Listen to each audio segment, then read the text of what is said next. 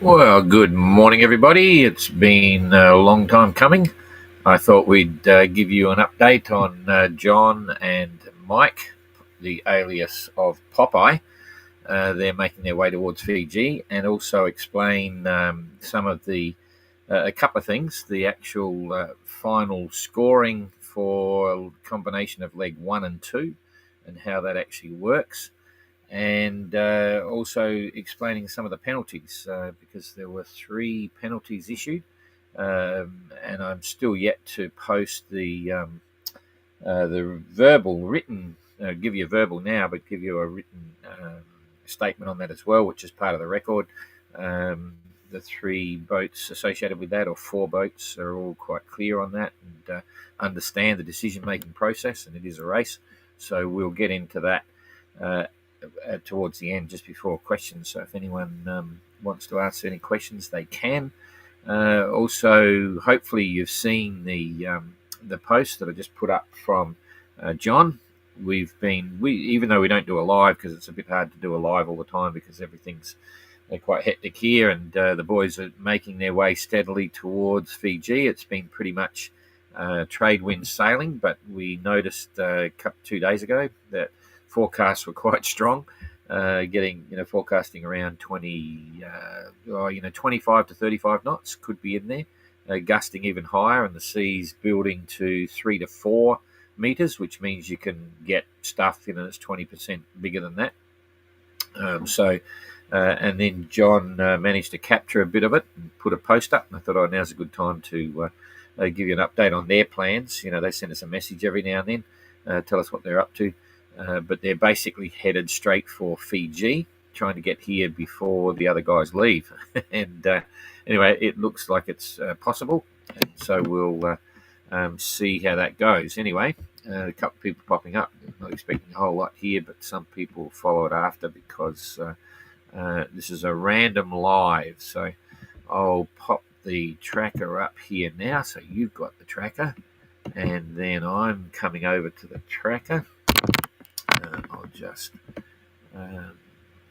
slide that up there. Okay, so you can see there's some big stuff under POPEYE. So over on the right, you've got POPEYE. I've got a small scale at the moment, or large scale, whichever way you want to describe it. And Fiji's right over here. So, and the boys are pretty much in the middle. They left a week. It's probably a week ago now. So they've been underway for a while, and it all looks very benign and very simple right now, which is probably the reason John's been able to get that video clip out. But they did get some pretty solid trade winds. That's basically what it was, at the top of a big high down south. And Mike had made the plan. You can see here, if I... Mike's been taking his time, but he made the plan to stay north, because usually that's where you get lighter winds, and that was very much the case on this one when it went through. Mike was just on the top edge of it, so he didn't get much of it, but John was right in the thick of it, and he would have for sure been getting consistent 28, 30 knots, 32, 33s, gusting occasionally up quite higher, and they were gusts from the wind gradient, not squalls, which means they settle in, and that builds the sea. So even now, it usually takes a little bit for the sea to drop down. So you can see there's light winds, but the sea is still there, and that can sometimes even be more challenging. This red stuff is in the 4 to 5 meter range, and that's some of the stuff that was just scooting along below John at the time. And when there's wind and waves, it's okay. They get organised in bits and pieces. But when it's like it is now, that's a good 3 meters he's got there, 3.5, probably even at times touching 4 meters. When there's no wind, you actually can get more challenging conditions, because the boat's not powering along, and also without the wind there, sometimes they can form up and just roll over. You get quite, it's quite, I won't say it's common, but you can get these surprises that happen as the wind is backing off until the sea dies right down, especially if there's currents. So let's have a look at what the currents are doing. Oh no, it's pretty clear. So John's in a pretty much a zero current situation, so that's not going to play too much towards changing the shape of the waves and making it even more demanding. I think now he's probably a lot more relaxed, but I'm quite certain he would have been quite involved with what's going on and wondering what's going to happen, because there's only so much you can do when that sort of stuff's going on in terms of preparing the boat and getting everything set up. You put warps out, slow the boat down, and give it a bit more directional stability with the hydrovane. He would have only had just a small head sail up to push it along. The wind was all coming in the right directions. So he got a good little story there, and I'm glad he captured some. I'm just hoping he did some landscape that's all done for reels. It's all vertical, but we can't use that in the documentary. So hopefully he managed to get some stuff, but we'll have to wait and see. So where are they, and what's their progress like? So for now, John he's doing 3.7 knots. He did 86 miles in the last 24 hours. And he's got 1,000 miles to go towards Fiji. Okay, and what's Popeye doing up the top here? He's got a bit more of breeze than John, but still doing 3.4, 73 nautical miles. Absolutely taking his time. John's not stressing the boat at all. I mean, Mike is not stressing the boat at all, but they're still making reasonable progress.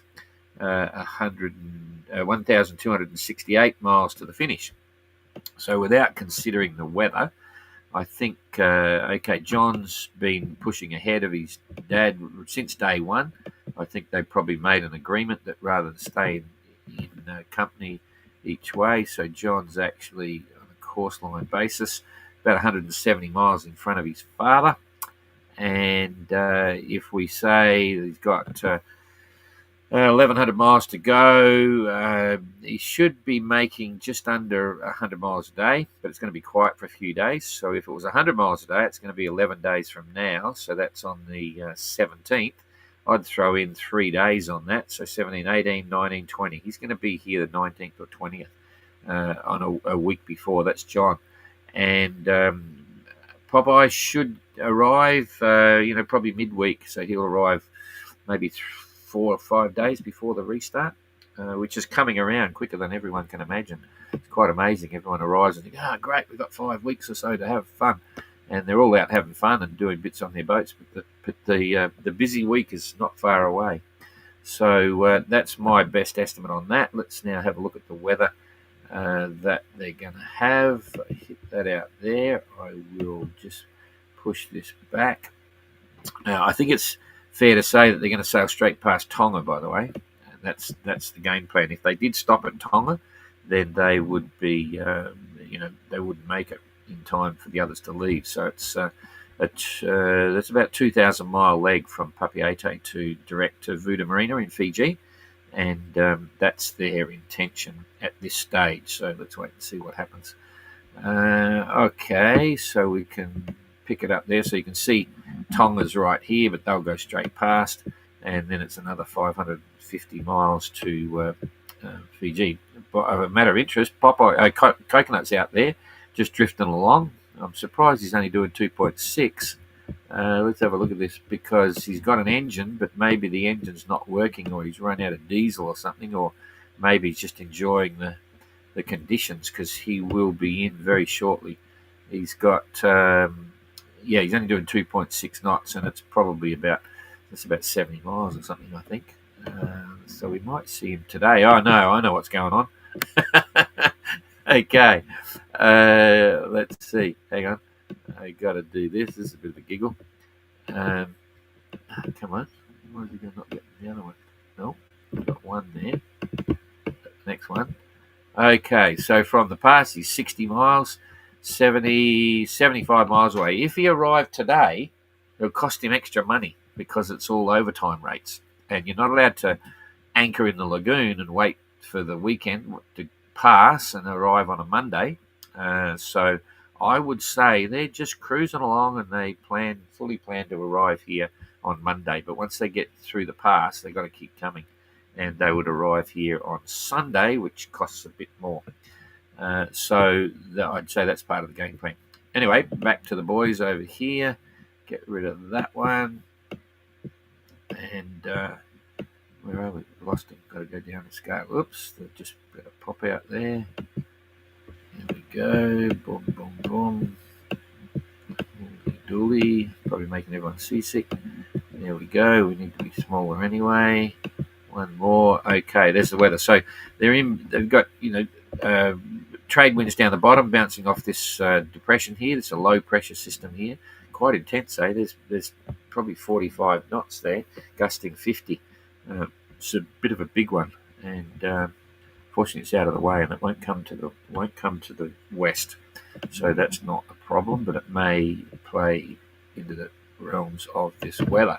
And here we go. This is what I was talking about. You can see it's sort of generally light, but the wind's all the one direction, and that's pleasant sailing. But as soon as you get to this confused stuff here, which is coming across, coming across in 24 hours, now straight away when you get to this, you just got to have a look around, and you can see there's something happening here.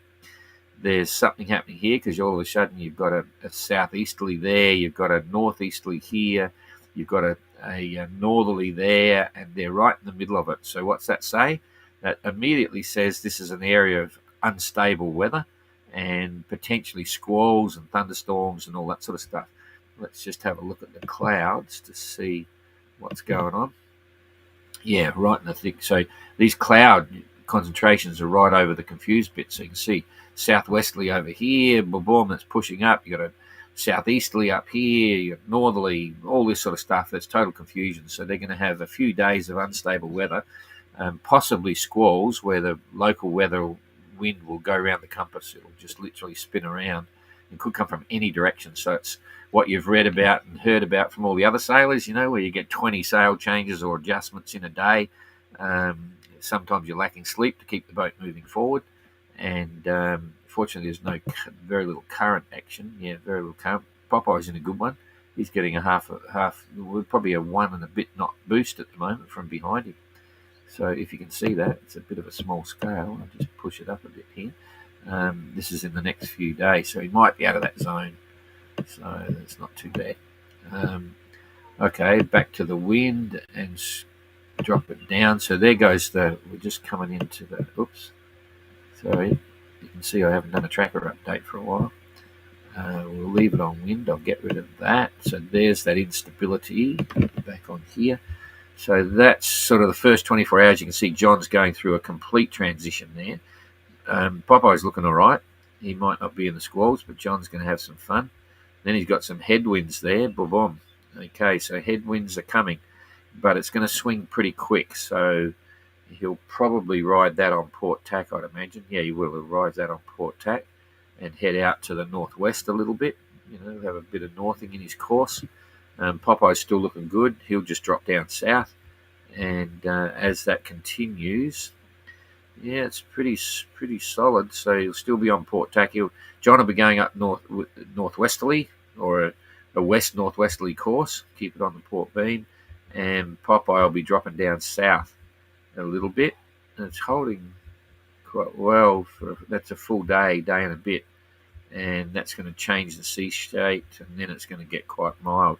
But here, at least, it's got a general wind flow without too many holes. So it should only be a day or so of squalls and uncomfortable stuff, and then it starts to get settled, light winds, the sea will drop right down. The sea drops in the squalls as the wind's swinging around. It just tends to flatten the sea out a little bit. You still get the wind and the rain and all that sort of stuff, but so that's not too bad.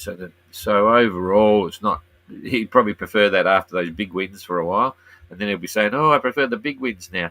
But it is slowly rolling around, so the 10th, and that should keep their average speed up. So I still hope to see. John needs to be there. Technically, John's still in the race, even though he's hanging back there.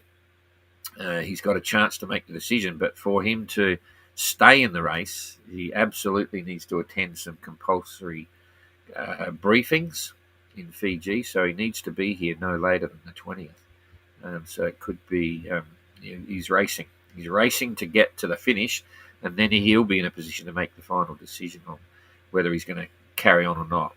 Popeye's decided already he's going to cruise around the Pacific a bit, and then later on in the season probably sail home to Australia. So, okay, that's about all I can show you there. I'll come back here now, say g'day. Oh, we've got a few people there. I'm surprised. It's Saturday night. Saturday night. You should all be out raging. So, g'day, good morning. It's good morning. Oh, you must be this part of the world. We'll see See more boats coming. Yeah, there's 2 are on their way, which is kind of cool. Everyone's asking about, when's the other guys coming in and all that sort of stuff from here in the marina. They know that they're coming, so that's cool. So a couple of things. I said I would mention the penalties and also the leaderboard, how the leaderboard works. And in fact, I'll just put you back to the tracker and we'll do the leaderboard first.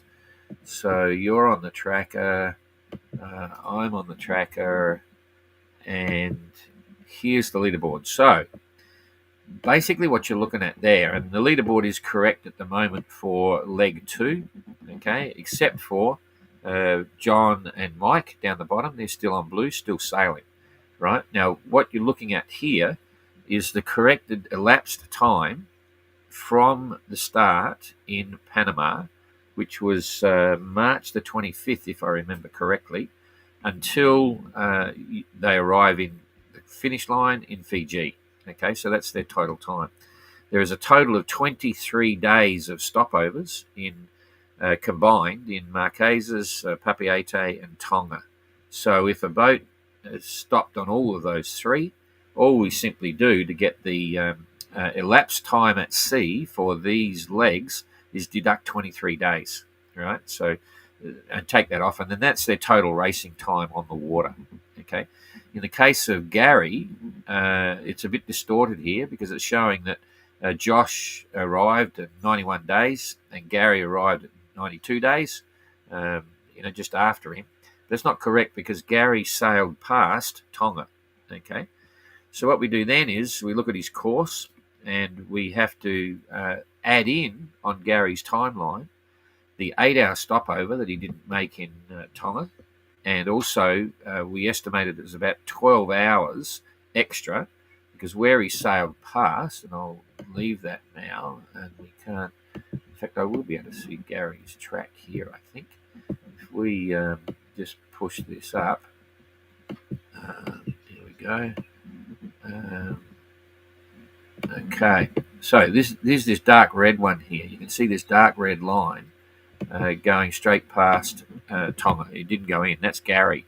So at this point here, right about there, we figured Gary would have taken probably about 6 hours to come down. If he had been heading for Vavau instead, he would have had to alter his course, and the weather at the time, we looked at the weather he had coming in and going out. It was about 6 hours he would have taken extra to get into Vavau. And then when he leaves, by the time he comes out, it was about a similar thing. So we add in, make sure there's no competitive advantage, 12 hours in and out time. Okay, so Gary's time gets an extra 8 days on his sea time and the extra 12 hours, and that's why he's so far behind. The rest of it's pretty simple. If you look at, all you do then is once you've got your elapsed sea time for leg 2, there weren't any, on leg 1, there were not any stopovers. Okay, so because there were no stopovers, that's easy. You just take the finish time for leg 1 and you just join them together, and that's exactly what we did. So you have the 2 times together, and that's what you've seen in the results, which is now on the website, and we've released it in the press release as well. We've now got flags. Dan put flags in on his copy, so I thought, that's a good one. That's Holiday Dan, not Canadan. And so we put flags on the combined results of leg 1 and 2. The results for leg 1 on the website don't have flags, and the results for leg 2 don't have flags. So you can always go straight to the combined results. And that won't happen again until the end of leg 3 when we update the whole lot. And that'll get a bit confusing because, as you'll see, we're managing a few things to get the boats safely around from Durban to Cape Town. It's quite a challenge, and we'll talk about the course later on. This is, gets quite serious now when you leave here. The fun part for the entrance is that they've got some really interesting challenges, like not dangerous challenges or higher risk, but certainly different. They're getting away from the situation where there's just constant trade wind, all blowing down, wind, down, wind, down, wind. Now there's things happening where they really have to think and make various decisions on what they're doing. But we'll talk about that on a later date. So it's a bit more fun for the entrance in some ways. Anyway, then the issue of penalties. Now, basically, the penalties that evolved were, first of all, Canadan's situation with the tow. And some people have been quite shocked that I said, "Oh, you could have." In the early days, I said it could be a 2-week penalty because it's very serious. Because it could be full disqualification from the event. And why is that? It's pretty simple. The whole mini globe race is established on the premise that it's solo around the world.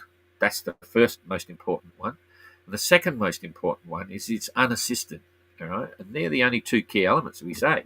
This mini globe race is solo, unassisted around the world in little, tiny little plywood boxes. They're the beautiful globe Alma Globe 580s. So when you breach that, imagine this. Imagine Josh is coming slow and he's thinking, "Oh, I need some help." And he decides, "I'm going to put a crew member on here." So we have got someone on the helm 24 hours a day. So Josh does a leg from Tonga to Fiji with 2 people on board, right? Now, would that be worth a penalty? Absolutely. What sort of penalty? Probably disqualification from the event. Josh didn't do that, so don't stress. I'm just using it as an example because that's one of the 2 key elements. Now, what happened to Dan, and I think most people probably know the story. He was sailing along, everything's cool and groovy, and decided to go through a couple of islands, and there's some currents there, cool and groovy, and all of it. And he's motoring, which you're allowed to do because it's part of the process of development of outboards, and I'll mention that in a minute because there's some challenges with that. Anyway, and lo and behold, bingo, flat battery, and it looks like it was some sort of a fault. He thought he had enough power to go through. Batteries look strong, and then all of a sudden, zoop, nothing. Now the current's got him. It's drifting him towards a reef, and he decides after doing all the things, trying to find any local boats around to help with the tow away. No one's available, and Christian was asked to come back and support him with a tow, which he did, and he wasn't strong on batteries at that stage as well because he'd just motored through the same bit, and he was successfully towed away. In Dan's report, he didn't hide anything, and it was what he did was correct and proper because it would have literally. Dan put it to me like this: that if he didn't do that, the boat would have ended up on the rocks and trashed. Now, the net result of that is, if he didn't do it, Dan wouldn't be in the race anymore because his boat's trashed, right? And so, by accepting outside assistance, Dan can no longer say that he's sailed solo around the world without assistance, right? Because he got a tow. And that's, in the scheme of the notice of race, which are the rules of the competition, it's a serious breach. And if we were like America's Cup or something like that, you're gone, your history, you're out of the event. Sorry, guys, you're finished. And Dan could have followed along as a voyager, not in the race, but still maintaining his solo circumnavigation status. So, that's the first one. I'll come back to the general principles of how we assess I'll talk about Dan's now. And so we looked at that. When I say we, I always confer with 2 other people, which are anonymous, right? Just to make sure it's not just me, even though we're a pretty small team. As you know, I've got very good sailing friends, and I get a second opinion from each of them.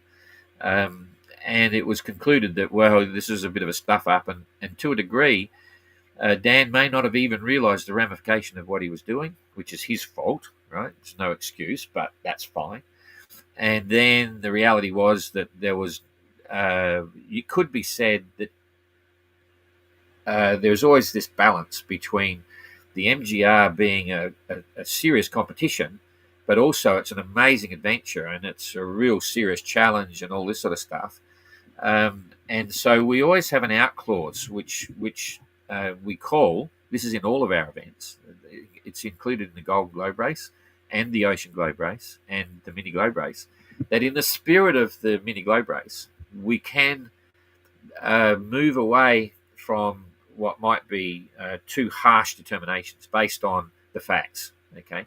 And the facts were that Dan, yes, he got a tow. It only cost a few hours. Christian lost out on that deal. But nonetheless, it's a serious breach because it is one of the key principles of the race. So it was decided that it would have to be a penalty between 2 weeks to 1 week penalty. And in the end, we'd all discussed it. So, blah, blah, blah. Remembering, of course, all the time that Dan is racing. There's no question. He, like all the entrants, are having a great time, but he's in it for the race. And we have to respect the race rules. Because imagine now, we're in a situation where, we've effectively given Dan a 1 week penalty, time penalty. Say the leaders have issues and get caught in a hole, it's not impossible for the next 18, or at that stage, 19,000 miles, for Dan to pass the leaders, right? And Dan could win. He gets the trophy for the MGR, and yet he had outside assistance. And you can see what happens. You've got to think ahead, keep forward of this. Anyway, we made a decision that, yes, he has a 1 week time penalty applied for a breach of the rules by accepting outside assistance.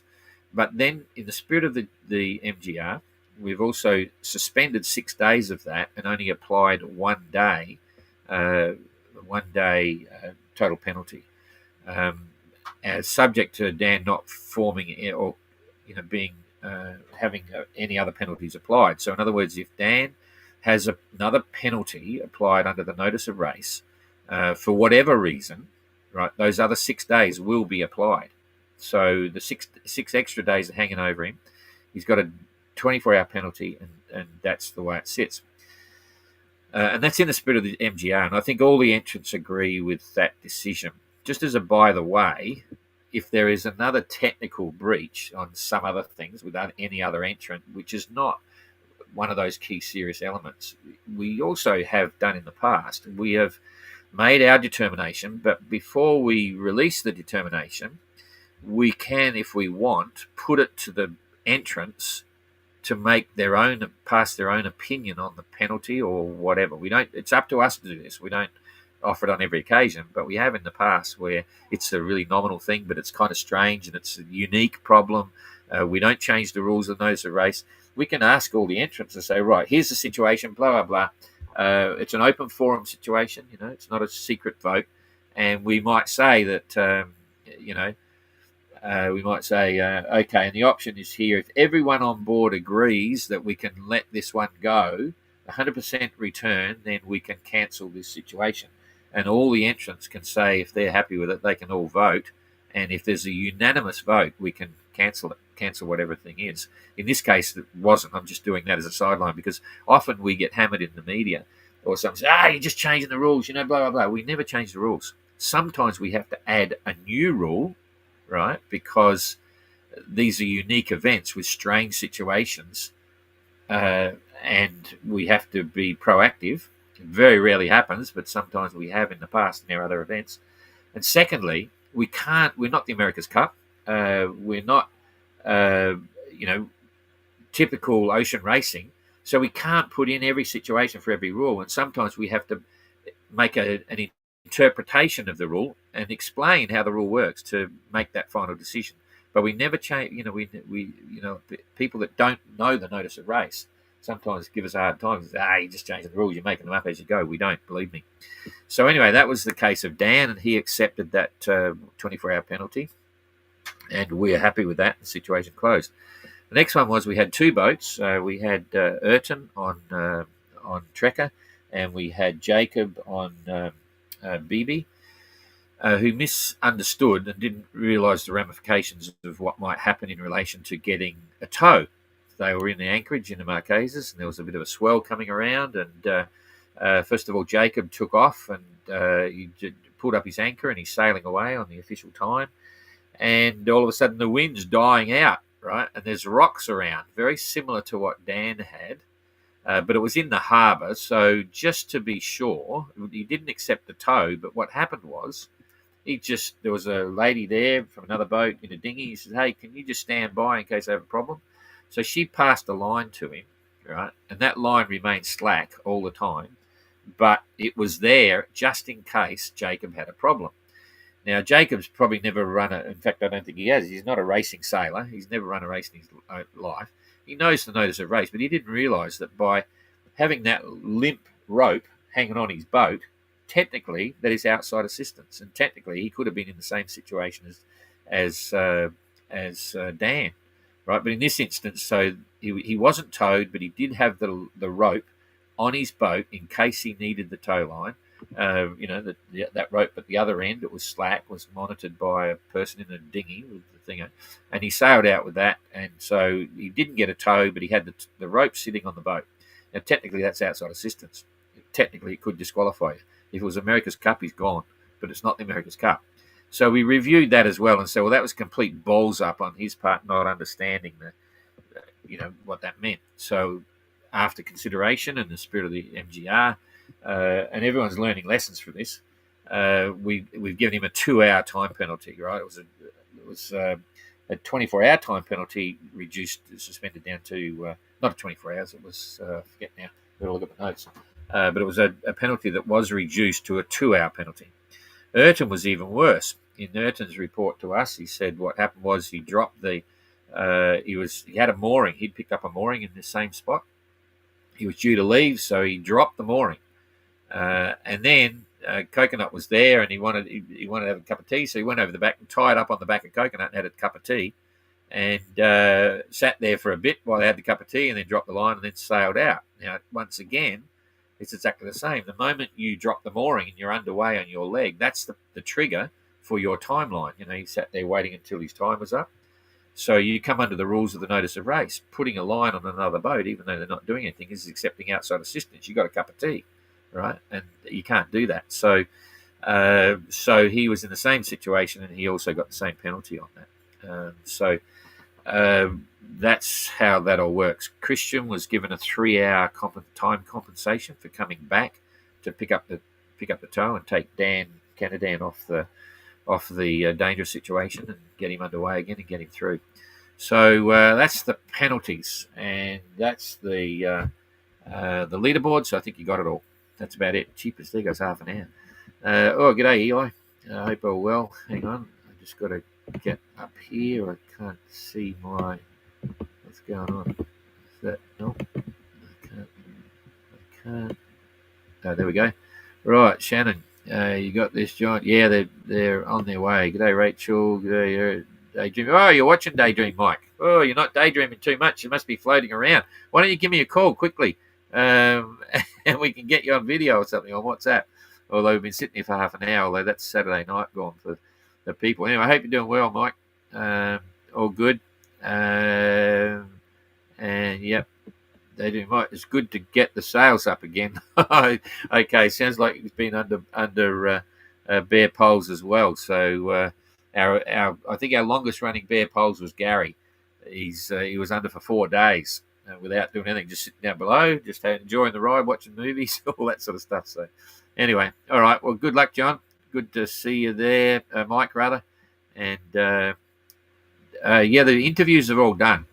Shannon just asked about the interviews. So I did 8 interviews in one day in the cockpit. We did them in the cockpit of Adventure here. And it was getting so bad at the end of that day that I was forgetting what questions I'd ask the guys. But we release one every 2 days. And we just released Adam yesterday. So tomorrow we will be releasing Christian.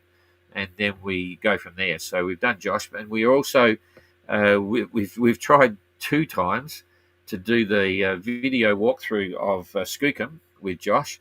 It didn't work, we missed each other all the time and stuff. So we've scheduled that for 3 o'clock this afternoon, and so we'll probably put that up the next day or something. So we'll do the video tour of Josh's boat, Skookum, which is a really nice boat. And I've got to say, even sitting over there in Secret Cove, his boat is like spick and span, very organised. I won't say there's anything no suggestions on the other boats. I'm just saying his boat looks stunning.